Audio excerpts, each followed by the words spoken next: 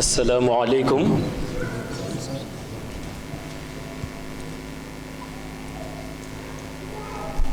Tabarakallahu.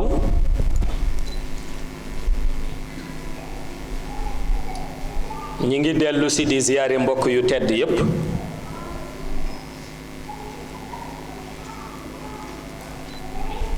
di leen ndokkeel ci bésu barke bi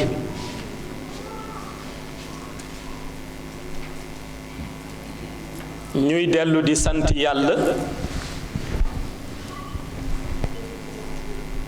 moom mi nu may nu fekke may nu nu tal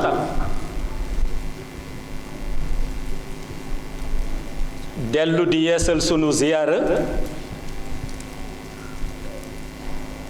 ci sang bu tedd bi di Seydi Ahmed te di yonent bi sallallahu alayhi wa sallam dellu si di yeesal sunu nekk taalibe sunu teggin ak sunu tarbiya ci keppaaru sang bu tedd bi di Mawlaaye Cheikh Ahmed Tijani Chérif di ko ñaan mu nangul nu sunu nekk taalibe nangul nu sunu teggin nangul nu sunu tarbiya ci barkeem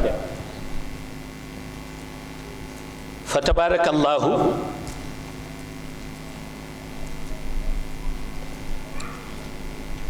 ñu dellu si ci thème bi nga xam ni moom la ñu bëgg aborder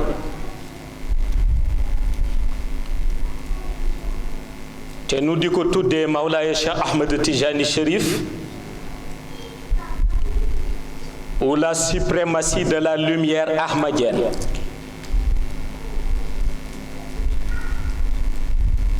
Mu mel ni li mu ëmb lu yaatu la ci jëmm ji ñuy waxtaane waaye li jiitu mooy leeral la noo tuddee wàllu suprématie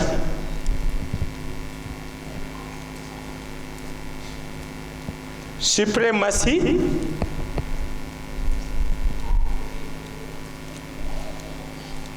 ki ñoo tuddee le créateur te mu di yàlla moom dong moo ko mën a def ci jaamam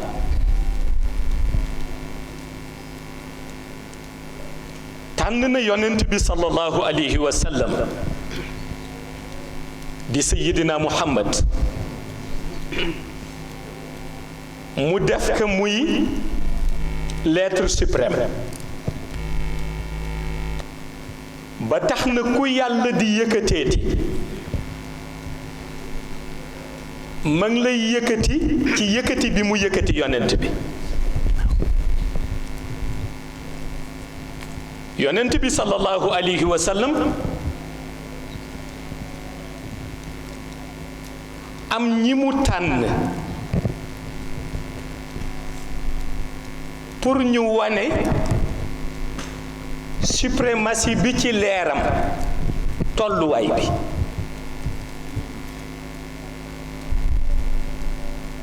mu jël ki ko ci doy ci shahada ak ci xayb muy Mawlaaye Cheikh Ahmed Tijani Chérif mu def ko mu doon xatmiyam waaye xatmiya boobu aussi ñu ëmb ko ci ñaari xaqiiqa xaqiiqa bi ci monde shahada di séddu mooy cofeel bi ñuy am ci jëmm jooju te mënuñu ko xam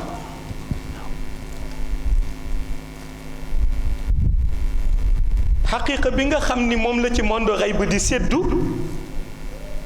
mooy yëg-yëg bi ñuy am ci jëmm jooju ndax dañu ko xam parce que am na koo xam ni kenn mënu ko xam fii xëy na ëllëg yàlla dana am lëm la ca diyee te bu lay dee it du la wax lépp. jàngale na ko moom Mawlaay Cheikh Ahmad Tijani Chérif jaare ko ci salaatul fatiha muy bi muy julli ci yonent bi te di wax ni yonent bi kenn mënu ko xam dafa ni allahumma salli ala sayyidina muhammadin alfatihi lima uxliq dellu ni walxaatimi lima sabaq dellu ni naasiril xaq bil xaq dellu ni walhaadi ila siratika almustaqimi dellu ni wa ala alihi xaqa qadrihi xaqa qadrihi soo koy indi wa miqdaarihi al-azim parce que mi ngi wax ni loo julli ci yonent bi nee na di nga toll ci cëram pour miin ko foo xam ni da ngay lot ki la mën a mottalil ni cëram toll ba mu julli ci moom ci dayu boobu nee na mooy ki ko bind te mu di yàlla. moo tax moom Mawlaay Cheikh Ahmad Tijani Chérif ñu mën a natt suprématie bi nga xam ni am na ko ci benn teggin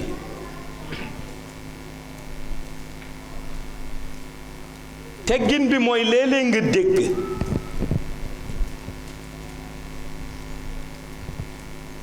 lu noo tuddee wàllu cër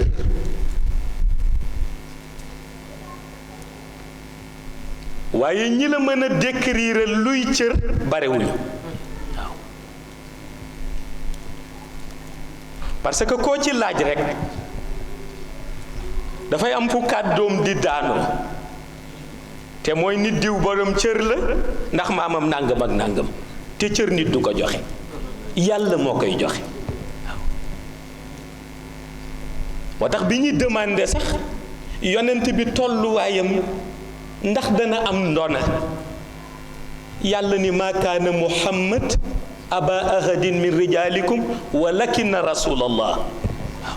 wane ni ndona mënul am en tant que prophète bi yonent bi doon ndona mënul am en tant que meilleur des êtres créés bi yonent bi doon mën na am nag xëy na ci wàllu kiñ koy xoole waaye kiñ koy xoole it àdduna du yàgg ba mu doon yonent bi organisation bu ni mel moom la Mawlaay Cheikh Ahmad Tijani Chérif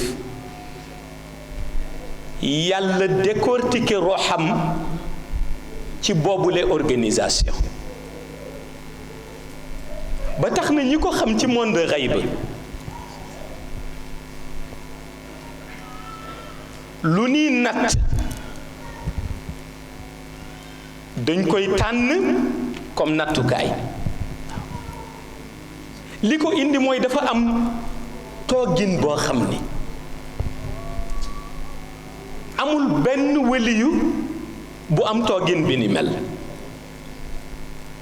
xam naa du doon nag li ñuy interprété ci wàllu xaal rekk ni nu ko miine waaw ndax booy dund ci shahada boo bëggee am jàmm da ngay miin xaalu nit ñi mooy kenn ku ca nekk rekk mën na tagg ka mu gëm ba daanu ci leer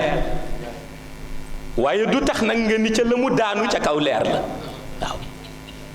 ndax léeg-léeg nga tagg nit ba daanu ci aada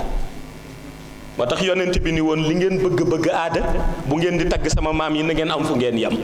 waaw ndax am na foo xam ni bu ngeen ko jéggee dugg ci aada waaw Mawlaay Cheikh Ahmad Tijani it ni tagg ma doy na ci nga wax ni may xat mi yonent bi parce que leneen loo indeeti ci gannaaw lu tuuti lay doon waaw moo tax ñu ni boo miinee xaal kenn ku nekk galañu kàddoom bu jógee rekk nga dégg fa mu waxe waaye fekk na ki mu doon moom soo ko bëggee jàngat ci thème bi tey benn exemple rekk lañ ciy indi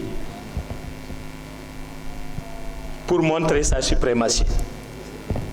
dans la lumière ahmadienne te mooy béréb bi nga xam ni nitu yàlla yi amuñu fu dul béréb boobu te muy xadaratul ilahiya. nitu yàlla yi amuñu fu dul béréb boobu parce que tey boo demee interroger benn ministre ci àdduna bii nu ne nga wax que ni que na la tekkil fan la mën a wax ni ministre yi amuñu fu dul foofu, day wax mooy sunu gouvernement. ndax bis buñ la génnee foofu ñu ni bokkatoo, bis buñ la destitué ñu ni bokkatoo, bis buñ la remplacé ñu ni bokkatoo. moo tax nitu yàlla yi ñoom it amuñu lu dul xadaratul ilahiya, ndax fa la organisation xëy bu ne, fa la ñuy xàmmee it ñaari baat yoo xam ni ñu bari duñu ko réere. bi ci jiitu mooy la vraie prophétie détenue par le prophète Mohammed, paix et salut sur lui. bu yonent bi dugg see ñëpp xam ni mooy sangu yonent yi. waaye fa la ñuy xàmmee it le vrai pouvoir spirituel détenu par Mawlaay Cheikh Ahmed Tijani Chérif. bu dugg see ñëpp xam ni mooy sangu wali yi. mais benn bu ci nekk dafa am ci feeñuwaay buñ koy tekkee, te ñi fa nekk di seetaan spectateur rekk lañ. lu ñu fay dogal borom bi moo koy dogal, parce que kenn ku nekk sa numéro ba nga war a toog nit du ñëw toog sa place. te pourtant ñëpp daañu leen convoqué avant le début de la séance. wali yi yëpp daañu leen convoqué avant séance bi di commencer, te kenn amul droit tardé ko, parce que ku ko tardé dafa fekk benn ci sanction yi dal la. xëy na muy tardé walla muy xislaan, ku ko ci tardé rek fekk na benn ci sanction yi dal la. mais kenn ci wali yi amul droit wu waxtu bi jot te teew, parce que mi ngi ci agenda wam de 18h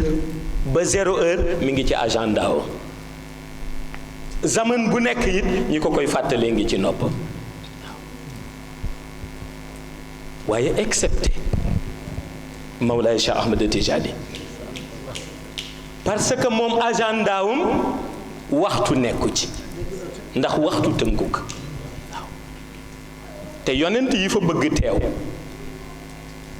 ku fay teew da nga demander permission jaarale ko ci yonent bi sallallahu alayhi wa sallam, ñu bind ko ci sa agenda. yonent yi bëgg teew ca xadaratul ilahiya, ndax léeg-léeg dañ fay ñëw di fekkee séance bi, ku bëgg teew da nga bindulu jaare ko ci yonent bi, ñu bind ko ci sa agenda. Mawlaay Cheikh Ahmed Tijani agenda wam waxtu nekku ci,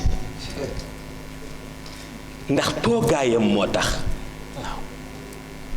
te koo xam ni warul dugg si lu dul ña waroon teew ñëpp teew, soxlawul nga koy fàttali waxtu ba muy dugg si, parce que dana yëg ni su waxtoom jotee rek mooy ña waroon teew teew nañ ba noppi. te kenn du dugg biir monde xayb te yëguñu ko. waaw kenn du dugg biir monde xayb te autorisé wuñ la. kenn du accéder biir monde xayb te invité wuñ la. xam nga moom la ñu bari di jaawale léeg-léeg ci bu ñu déggee dialogue am ci diggante jaam bi ak boromam, ñuy jaawale dialogue bi di wax fan la nit mën a war a mën a dialogue ak boromam. te ñi ngi fàtte ndax yàlla boo bëggee dialogue ak moom, xam nga li nga dul mën mooy tànn place, moom mooy tànn place. yàlla boo bëggee dialogue ak moom li nga dul mën mooy choisir sa place yow, moom mooy choisir place. moo tax mu choisiral yonent yàlla Moussa Tuuri Sini mais mënoon na dialogue ak moom feneen fu dul Tuuri Sini waaw parce que dialogue na ba tàyyi ak yonent yàlla Ibrahim te noté wuñ ko bi ñu noté mooy dialogue bi mu def ak moom ca wetu Kaaba ga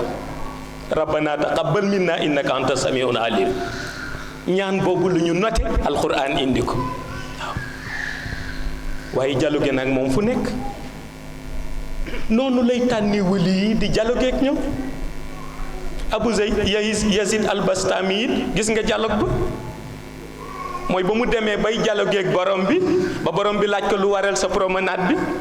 mu wax ko borom bi ni ko ñëwoo sur invitation kon maa ngi wax ni nga mel ñëpp bàyyi la mu ni ko man it maa ngi wax sa yërmande na mu toll ñëpp ni ndeke jaratoo jàmm ndax sa yërmande na mu toll waaw borom bi mujj ni ko kon nañuy def rek mooy la noo tuddee compromis nga noppi ma noppi waaw xam nga foofu la dialogue bi am ak ba mu dialogue ak malaayika yi waaw kon bu ci nekk yàlla dina tànn benn moment dialogue ak ka nga xam ni bëgg na rooxam dégg ko léegi nag yeneen réalité yi te mooy benn yitteel mooy bi mu jox Mawlaay Cheikh Ahmed Tijani Chérif bu ñëpp teewee ca xadaratul ilaahi ñëpp laa wax ña fa war teew waaw pour ñi defe ni ay compétition am na moom la ñuy annoncé ñëwam lu tax nu koy annoncé parce que bu dugg see du yam ci ñu toog di ko xool dafa am la muy jëriñ wali ya fa nekk waaw te xam nga lii yéeme mooy gis nga malaayika bi koy annoncé balaa mu koy wax fekk na mbooloom wali bu fa toog yëg nga ñëwam ndax sa rox moo koy yëg waaw kii zikr ba toll ci état ba ñoo tuddee état xaal gis nga xaal boobu di ko yëngal ba nga xool ka dafa ni àndul ak sagoom xaal bu ni ëpp mooy yëngal wali yi seen rox bu Mawlaay Cheikh Ahmad Tijaani waree ñëw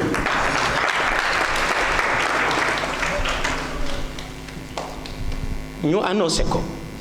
annonce bu ànd ak tijji porte yëpp annonce bu ànd ak ñi doon commentaire ci biir ak doon waxtaan yëpp dal nañu li leen dalal du ñoo noppiloo seen bopp seen rox moo leen noppiloo waaw xam nga ci shahada ngay toog nit di wax ba yàgg nga ni ko déglu ma noppil mais ci xayb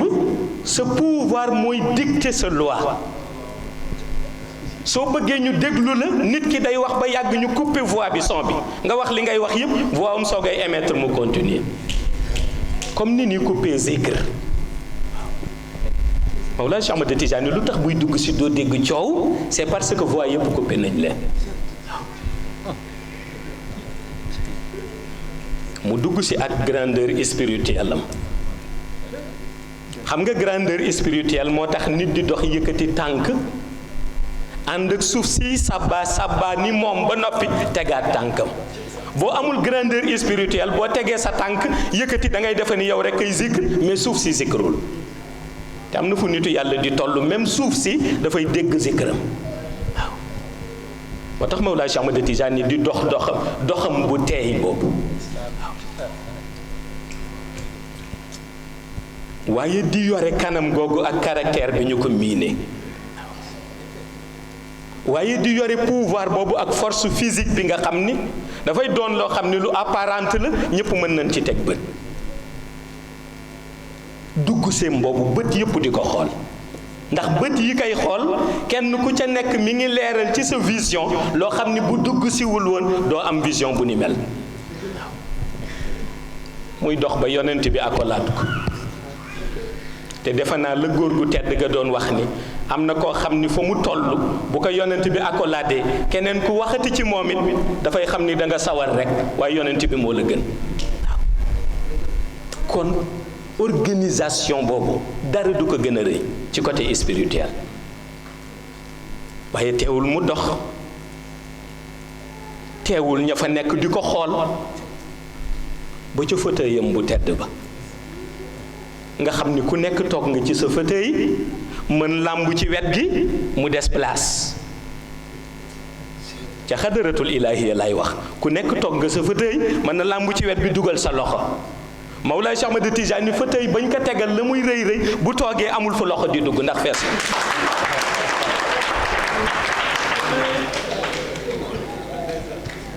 ma ni xanaa boo koy contempler da nga mën a koon jàng ar-rahman alal arsi istawa parce que dootoo mën a xam yàlla kon moom suñu waxee ni yam naak aras da ngay xam ni waxin rek la waaye yàlla xëjul ci benn monde xëjul ci benn état xëjul ci benn xaqiqa kon lu ci nekk dana indi tajaliyaat boo xam ni ferñeent la ba muy feeñe ku ko neex nag mu jël mbubu ma solal la boo xoolee jàng ca la nga war a jàng mokkal ca la nga war a mokkal waaye du tax nag nga mën a comprendre dëgg-dëgg borom bi ndax kële mooy xatmee bi te bu toogee boo dugalee sa loxo place amatul waaw waaye nga jàng ci moom loo mësul gis ndax Mawlaay Cheikh Ahmad Tijani Chérif soo ko doon jàng di dellu si ci bani aadama soo ko doon jàng di dellu si ci nuuru Muhammad da nga naan jàng nga un être humain comme ni yàlla jëlee yonent bi dugal ko ci xeetu bani aadam bu ko neexoon mu def ko malaayika defu ko bu ko neexoon mu def ko ci beneen xeet defu ko mais mu jël ko def ko un être humain kon mën nga jàng ni nit a toog mën nga jàng laa wax ni nit a toog waaye nit ki toog it am na loo xam ni mën nga ko jàngaat ci moom te mooy ni leer moo toog ndax ci contemplation bi gis nga ni am na loxo ndeyjoor am na loxo càmmoñ waaye li lay jaaxal mooy toog ba mu toog ca xadaratul ilaahi loxo ndeyjoor bi ak côté boobu yëpp ma ngay dégager benn lumière boo xam ni lumière baa ngi bëtt ci kaw ba bëtt ci suufu fauteuil bi munoo xam fa mu tàmbale munoo xam fa mu yem côté càmmoñ ba it ma ngay dégager même lumière bu mel noonu te lumière ya nee nga ci ndit la nekk te boo dégloo malaayika yi laaj leen lan la ñu ni la bii mooy xatmiya bi xutbatul usna nga ni bële ci càmmoñ bi ñu ni bële mooy katmiya bi xutbaaniyatul kansam nitu yàlla yee ngi janoog ñoom mi ngi mel ni ñaari rideau ko seq te du ay rideau de mbaggu nday jooram la ak mbaggu càmmoñam waaye lumière yaa nga jóge ca kaw di wàcc ba ci suuf ci nday jooram bii mbëggay jóge ca kaw di wàcc ba ci suuf di càmmoñam ñu ne la bii xatmiya la xutbaani yu baa nga nee di xutbaaniyatul usna ñu ni bii katmiya la xutbaani yu baa nga nee di xutbaaniyatul kansam nga ni xanaa fa la leer yam parce que ku toog sa mbagg mu nekk di dégager benn lumière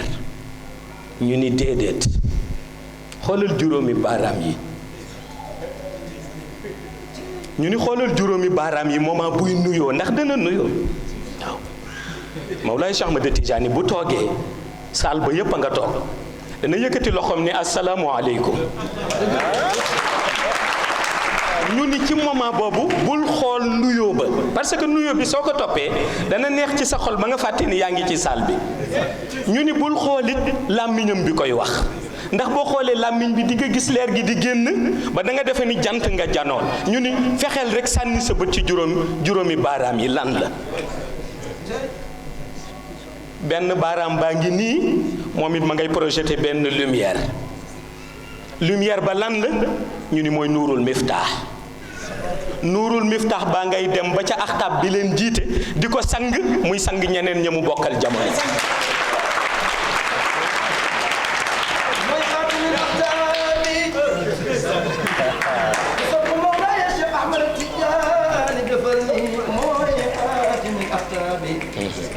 mooy wa barzaqi ahraasi mooy nawaaru kawnu fitratul masri ruqiyatun falakin sang bi dellu nekk nasrul wilayat cheikh al akbar wa nubuwatu cheikh al ashhar hada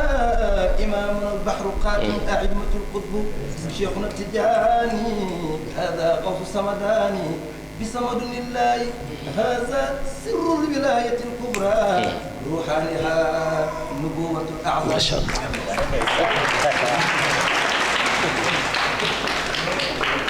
benn baaraam bi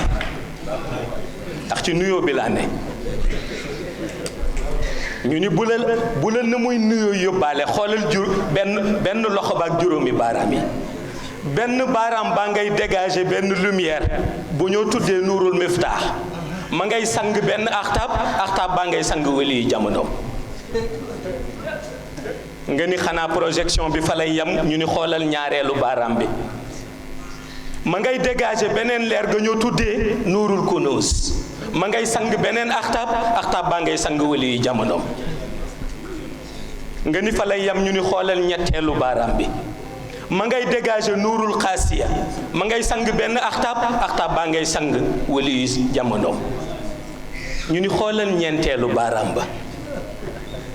nga ni la muy dégager ñu ni projection de lumière nga ni lan la ñu ni nuurul kanzi ma ngay sang imaam al mahdi ngay sang waa àddina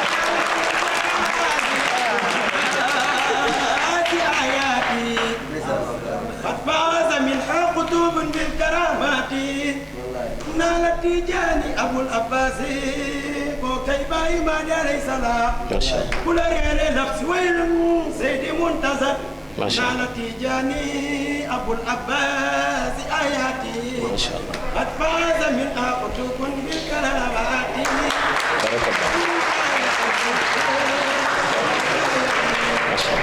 abul wilayati miqdaaqul wilayati masha Allah ñeenteelu baaraam bi ma ngay dégager nuurul kanzi ngay sang imaam al mahdi ma ñu yaakaar muy sang monde shahada ak xayb ca nuyoo Cheikh Tidiane Chérif la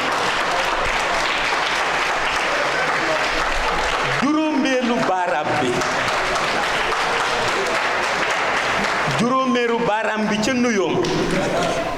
ndax asalaamaaleykum la waxte benn loxo la tàll nga gis ci juróomeelu baaraam bi ñu rëdd ci ñetti xaqiiqa lumière benn xaqiiqa ba ca jiitu ma ngay mel ni lamp bu jóge kaw lamp bu jëm suuf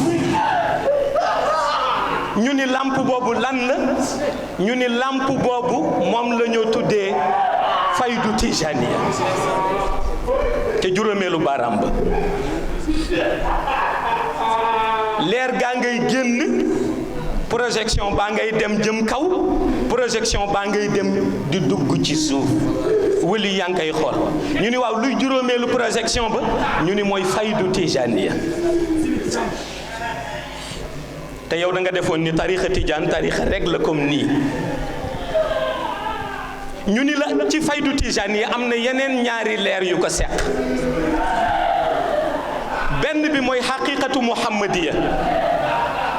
ca la aarif yi di naane benn bi mooy xaqiqatu ahmadiya ca la almaarifi laxwam di naane